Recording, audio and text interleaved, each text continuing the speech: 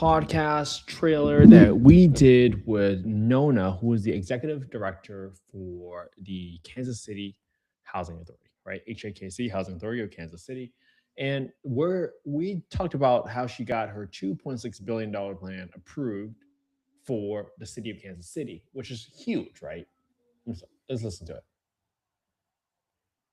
About looking and planning for this. So it's always about looking at our existing inventory and where we can make the largest impact. And so it's looking at what's the last time that those units have been modernized, what it is that we can do in reference to, will we continue to maintain it in reference to that we come in and we do heavy rehabilitation, or is it that we actually knock them down and then bring them back up? So it's actually looking at the current inventory, which is roughly 13 of the units that we still have to work with the public housing. So work with the public housing to look at those. And then in addition to that, simultaneously is looking to see what properties, what lots are available, and the rest of those, and see what those look like.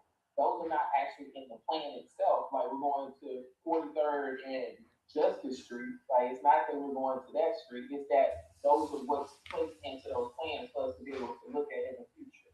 So that's what we actually. That's the way you actually do a development plan. Is that it's just to say that we're looking at these plans. This is the ideas that we have focused on from our existing traditional housing, what it is that we want to bring, which one of those homeowners.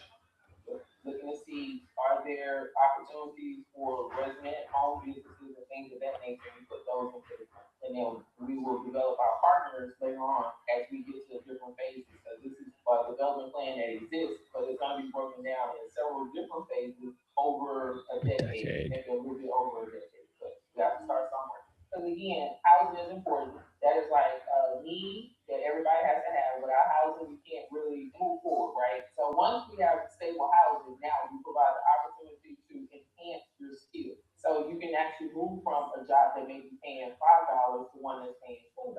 And as those skills are available, then you move up. So it was really looking at across the board that we are always trying to benefit our families by move up in reference to their self-sufficiency. In terms of asset reports, right? Because in terms of assets.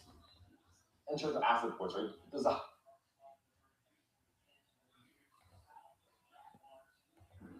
in terms of asset reports, right?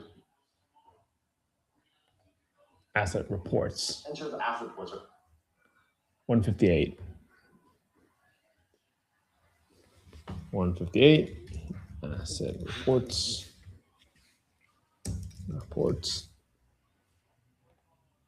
Does the housing authority own a lot of land already that they can readily build on? Or speak to us a little bit about where the land or the assets are going to come from to help support the development of new units? It'll be some of the land that we have, and then we have the city that we'll be talking to them about. So it's about available buildings, abandoned hotels, abandoned apartment complexes, looking at homes that are behind on their taxes and we get an opportunity to purchase those. I mean, it's looking at from different ways. The city has a bank for houses, property, so we'll be talking to them about group is what that area is, but they have that. So we I'm do talking for about houses, property, so we'll be talking to them about group. About what that group is.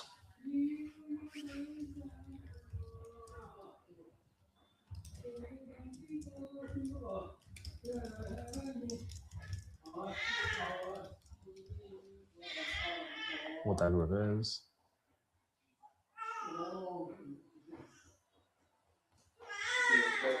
Area bank for houses, property. So we'll be talking to them about group is what the area is, but they have that. So we just have the ability to just go in, have a conversation about what we want to do, and again, everybody's open and excited, so we just take advantage of that part, and then see if that's something that's along the lines. I mean, you have a bunch of names in schools. We can use schools in reference to affordable housing opportunities. You just never know. The sky is the limit. Seriously. Okay, so there's one thing that I want to call out in here. So let me kind of go through this, right? So what I want to do is show, and there's a part where Nona talked about how how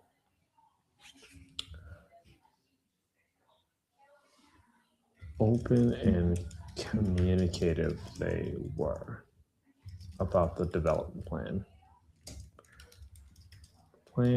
where they gave 30 days notice before seeking a vote on the development plan. I think that's important to call out in the very beginning of the trailer because people will have questions regarding how to get such a large development plan approved by your city.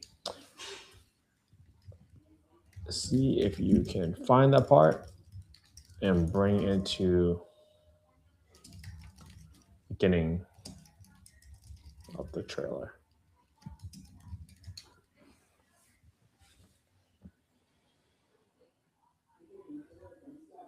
Okay, so that's what I want to get across, right? So it's very important that for me, what do people want to learn?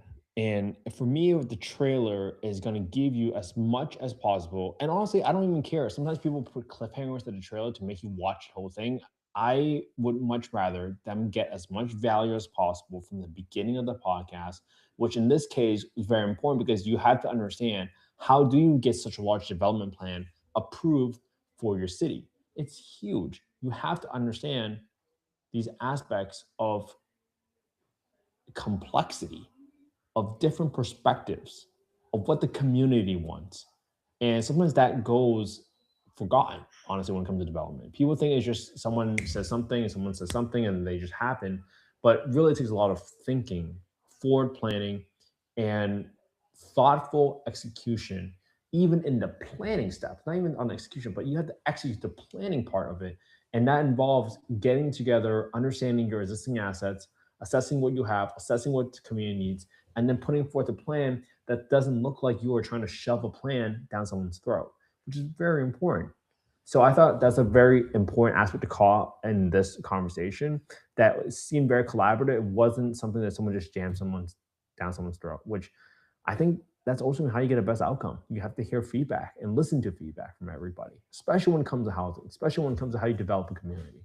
So hopefully it was helpful, everybody. I want you to kind of get inside the head on how we kind of produce the podcast.